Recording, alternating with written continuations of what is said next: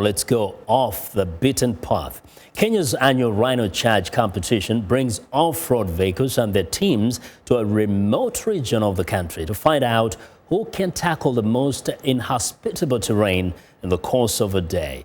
Now, the teams raise money to participate, and the funds go towards nature conservation efforts.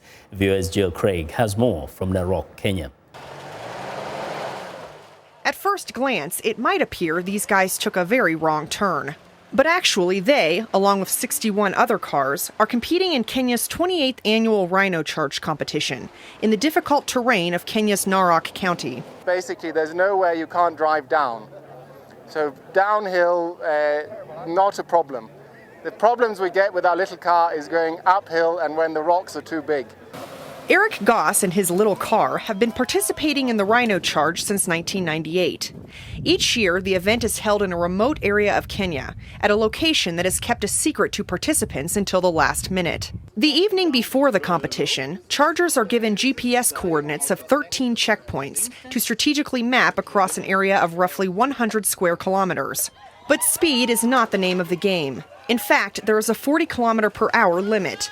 Chargers must instead reach as many checkpoints as possible in 10 hours, using the shortest distance, meaning that technical skill and luck are required in surmounting rocks, rivers, mud, and bush.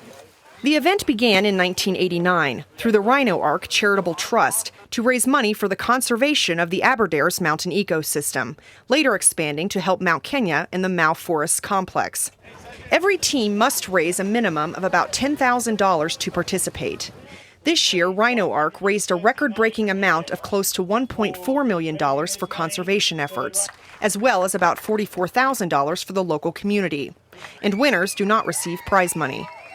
While conservation is the primary reason competitors and organizers give for participating, there's another reason for the event's success. It's a big thing for these guys, and there's many a night spent at bars around Kenya, guys talking about where they went wrong and the guy who won saying how he was so good.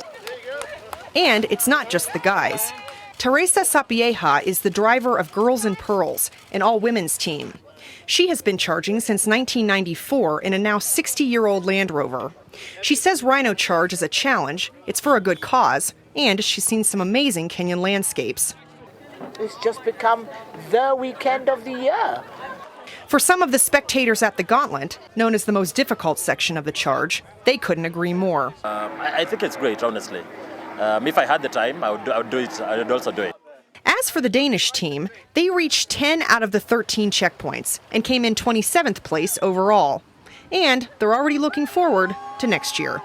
Jill Craig, VOA News, Narok, Kenya.